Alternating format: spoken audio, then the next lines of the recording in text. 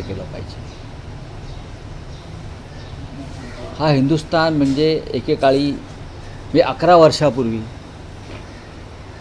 जगातला एक सर्वोत्तम देश होता असं मानलं जायचं.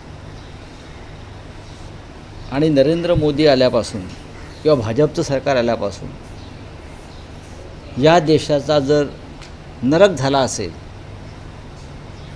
तर या देशाची 140 कोटी जनतेला नरेंद्र मोदींनी नरकात ढकललं आहे, फक्त अमेरिकेतल्या लोकांना नाही. असं कटू सत्य अमेरिकेचे राष्ट्राध्यक्ष व नरेंद्र मोदींचे मित्र माय फ्रेंड डोनाल्ड, बरं का, डोनाल्ड हे त्यांचे फ्रेंड आहेत, भारताचे आहेत की नाही मला माहीत नाही, तर माय फ्रेंड डोनाल्ड यांनी हे कटू सत्य जगासमोर मांडलेलं आहे. आणि त्याच्यामुळे ह्याच्यावरती भारतीय जनता पक्षानं नरेंद्र मोदींनी आता तरी एक पत्रकार परिषद घ्यावी आणि हा देश नर्क नसून नंदनवन आहे हे सांगावं. हे नंदनवन होतं, या नंदनवनाचा नर्क करण्याचं काम नरेंद्र मोदी आणि त्यांच्या सरकारने गेल्या 11 वर्षात केलं आहे. डोनाल्ड ट्रम्प यांच्याकडे ती पक्की माहिती आहे असं त्याच्यावरून दिसतं आहे.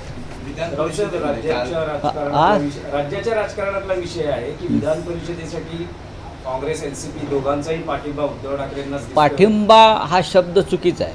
आग्रह आहे. माननीय उद्धव ठाकरे यांनी काय स्वतःची उमेदवारी जाहीर केलेली नाही.